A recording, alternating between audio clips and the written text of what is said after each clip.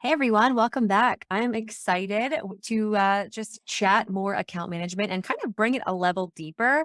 I think that last time Taylor brought the heat, talking about like what to prepare and how to understand that maybe you need an account manager, the warning signs, the symptoms and things. And now we're going to kind of pull back a layer and say, all right, if I know I'm ready, how do I prepare for this? So I'm excited. Yeah, I am too. So let's kind of dig in. So obviously, Allison and her team are the total guns when it comes to operations. So figuring out what systems and processes and making things that are repeatable and, organized. So, Allison, what is kind of the biggest mistake that you see when somebody first takes on an account manager? Like, what are they doing wrong that maybe folks listening could learn from?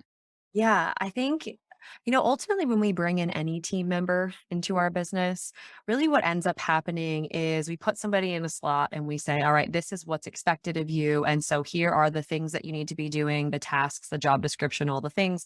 And then here are the metrics that I'm expecting to kind of see from this. And so I think that's probably the biggest mistake is not even just kind of thinking through, okay, this is exactly what I want them to kind of create in my business, right? It doesn't need to be anything crazy formal, just kind of putting something together to really set the expectation for somebody.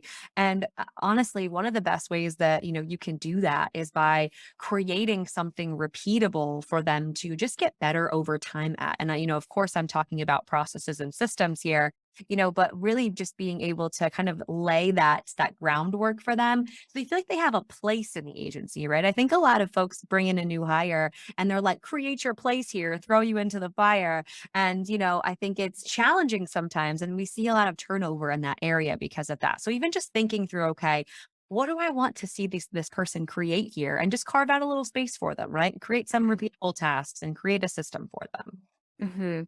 And when it comes to bringing somebody into a business and maybe you have like a shell of like, okay, here generally what I want you to do. I want you to talk to clients. I want you to oversee project management. I want you to build SOPs. But how do you see it kind of progressing, let's say over the first year in terms of their scope? Like, have you seen any moments where you're like, "Oh, these people really should have been more organized or had these systems built out first," or do you recommend them kind of running with it as they go? Like, where's the kind of the best mix? Yeah, there's a gray area in there, right? It really depends on personality of the agency and truthfully expectations of the owner, right? If we've got someone like myself, right, I will not accept spelling and grammar errors. Just won't, will not happen. And I know that other people don't exactly share that specific soapbox issue with as I have. So that sort of thing, right? The expectations are going to be slightly different. But I've always found it best, especially within the first year, right, to think through because when you're an agency owner, I mean, we talked about this briefly last time in the last session, but I mean, it's hard to let go. It really is. And I understand and I can empathize with. I mean, I run my own agency, you run your own agency. Like, we know this is a challenge, right? And it's your brand, it's your face, it's your reputation. And you want to make sure that someone can get amazing results for you. And so, what I challenge a lot of folks to do when they take on a first hire is don't just throw them in and give them 40 hours or 30 hours a week or whatever the kind of full-time role is right away if we don't feel like the role itself is ready for something like that, right? If you yourself aren't spending 30, 40, 50 hours a week doing account management, then maybe bring somebody on in a small kind of chunk of hours just to take maybe 20% of the account management role off your plate. See how that goes, really optimize things, get a good procedure in place, get a good system working. And when I talk procedure and system, I mean like procedure is the step by step. This is how we do something in our agency. And a system is like how we make that work via, let's just say, Asana or through a communication schedule or all the things, right, that kind of need to work together.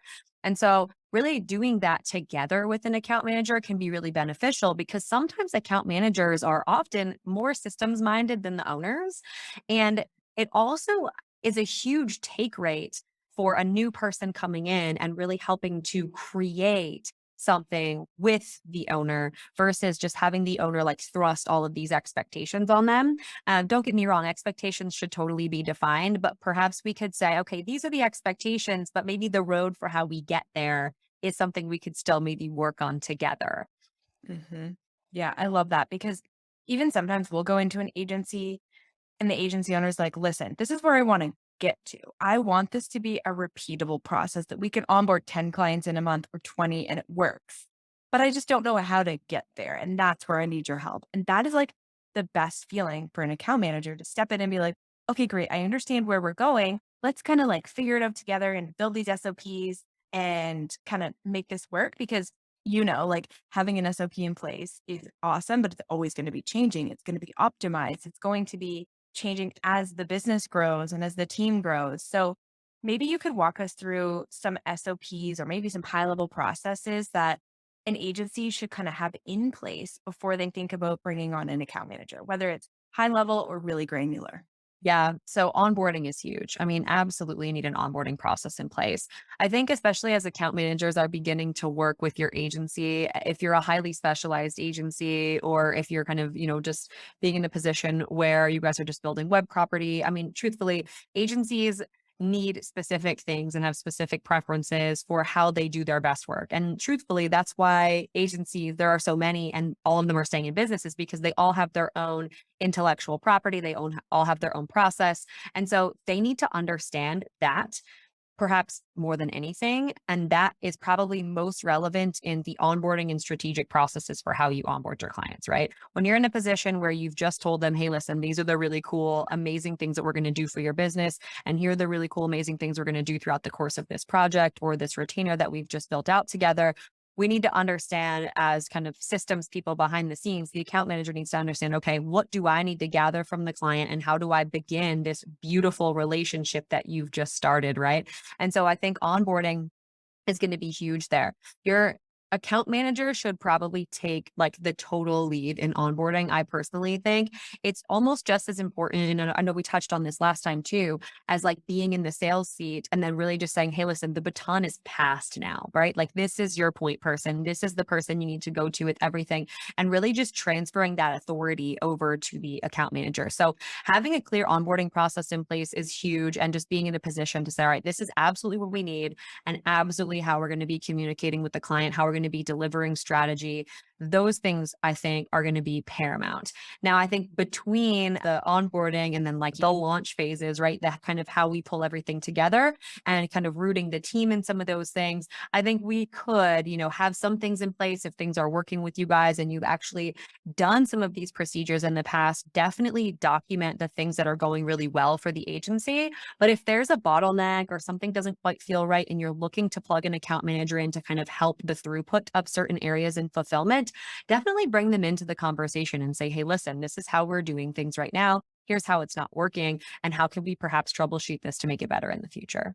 I love that. Love that. So when we're talking about success for an account manager, so obviously like a lot of agencies think of an account manager role as almost like a cost center, like it's just a butt in a seat, just somebody doing a job. But you and I would look at it more of like a product center. Like, how is this person making you more efficient, making you more money, making the business more successful? But what are some of the things that you would put in place into an agency to kind of track? Maybe it's a scorecard, maybe it's metrics, maybe it's tracking, but what are some of the things that you're looking for when it comes to the account management role operationally to see success? Yeah, definitely. I think that there's a couple of things I usually keep my finger on the pulse on. So I talked about onboarding just now, right? The time to onboard someone is a direct reflection on the account manager, in my opinion, right? If we've got a clear onboarding process, we're getting all the things that we need from the client, they're communicating really effectively, we've got a form that they're filling out, there's no confusion there. Time to onboard is incredible because it really launches the project and kind of sets the tone for here's how we communicate, here's how quickly I'm looking to get things back, from you and all of those things, right? I think all of us as agency owners or who have worked with agencies have been in the kind of proverbial, I can't get my client to answer the email or get me that thing I need or whatever. And so this really sets the tone really well. So that is going to save money in the long run because obviously we're going to be starting projects off really well. Fulfillment wise, right? We want to be in a position to make sure that projects are not going over from whatever we quoted in the proposal, right? That's going to be by far, I mean, you can shave cost per lead and, cost per sale off all day long, but the biggest ROI for an account manager or an operations person or anything back of house that makes you more efficient is the money that you save not going over on projects, because agencies do accrue revenue on time bound, right? So anything that goes over in projects is going to then leak into the availability that you have for new incoming projects right down the line. So That's huge, absolutely huge. The other big thing that I actually ask agencies to track whenever they are working with account managers or just put a little process in for is rework and revisions from clients. I think that something like an account manager center can be really, really helpful in taking some of those rework or those revisions from clients and making sure that they don't really put a wrench into kind of how things are operating from a day to day. And also, they can be kind of owners of the revisions process, right? Really getting with the team and saying, hey, listen, this had to go back and forth revision wise 5 or 6 times. Why did that happen? Right. Really allowing them to take some ownership and like helping the team members work out their process. So those are like three big, I think, like money sucks from a fulfillment perspective and from an efficiency perspective that'll put everything goes right to the bottom line, right? If you're fulfilling more efficiently. And so it's actually going to be something that the account manager can really help do. Additionally, too, I mean, not for nothing, the center of the account manager is definitely, I think, person based in the sense of like the person drives the success, but I think systems wise, right? If we have really good systems around how we manage accounts, we can be in a position where as we grow, we can duplicate that role. And then we can have 4, 5, 6 account managers and then ultimately we can 4, 5, 6x our agency. So if we get this really right, it is absolutely a multiplier because then all of a sudden we have 6 departments and 6 account managers, and this person is becoming an efficiency center for multiple areas of your business. I love that. So tracking with your account managers, efficiency, where there's leaks, all these things are going to be so important as you scale, right? Because a lot of agency owners might have 1, 2, 3 account managers. So then also kind of comparing it across your account managers to see, okay, why is Benny's like way, higher than Sarah's? Like almost like comparing also, not to compare people, but where are their efficiencies? What is this person doing that this person could benefit from? And kind of sharing those resources is really crucial as well. Yeah. And it does become a person thing, I think, a little bit at scale, but it's also a system thing, right? I mean, if one system works well for one person, then we extrapolate that and bring on another person, but that system isn't working well for that person. We might just solve for the variable and say, well, why isn't that working? Which does in turn make our systems better, right? So that when we go to, like I said, 5, 6 account managers, we really have a system that is person agnostic, right? It doesn't really share a lot of preferences. It's just nice and cut and dry and really easy to run. I love that. And if there's any people who are maybe nerdy on the system side, they're like, "Ooh, I like this." Maybe more the people pleaser. They're like, "Oh, but how is this gonna work?" I talk about this a lot with agencies. So there's like a Venn diagram that I see relating to kind of how we operate back of house, and it goes from people, processes, and systems, right? And they all kind of cross over together. And our job as leaders is to try to kind of cover the bases of the systems and processes side so that we can let the people flourish and just take our things, like, right, just run with stuff. And so oftentimes when I come in and assess a business, I see that the systems or, maybe the sales system or the CRM isn't exactly doing what we want it to do based on our process. Or maybe we have a system, but no process. So we're like pigeonholing into this thing that we think is going to save our business. And the people are going crazy because they have to learn a new system every 6 months or whatever. Right. And so we need all those things to just constantly be flowing together. And nothing is truer than when you have an account manager, right? You need a clear process. And then you need to be in a position where you provide them a system that says, hey, listen, based on the process I just told you, here's what we're going to be working out of, and here's how this is going to be working. And that person is just going to skyrocket your agency. I mean, just skyrocket. Amazing. So this is our second session, and I think in both sessions we've talked about the importance of hiring an account manager to skyrocket your business. So that seems to be a little bit of a trend. Um, but Allison, can you kind of give maybe the listeners something that they can take away today to actually do and maybe help them out as they're maybe thinking about bringing on an account manager, maybe a tip or a tool? Yeah, totally. So as you're working through your day to day, I love thinking through here's my to do list, and here are some things I could perhaps offload to somebody. And especially if you feel like a lot of your to dos are in kind of the account management vein, if you don't have Loom inside of your Chrome extension, like on your Chrome bar, get it immediately and just start recording your screen when you're starting to do account management esque stuff, whether that's managing the project, checking in with team members, if it's communicating with clients and drafting emails, all of those things can kind of be compiled into, and listen, you don't have to write out standard operating procedures tomorrow, but even if they can kind of see your screen and see the definition of done and be able to track with you and get the same results that you're getting, or at least closer to the result, so that you can kind of come in and finish up things, that's going to be incredible. So if you're thinking like, oh, this is me, these girls are laying it down, and I definitely need an account manager tomorrow, just start thinking through some of those things and start recording your screen as you're going through and doing your tasks today and say, all right, this is maybe how I could get started doing this.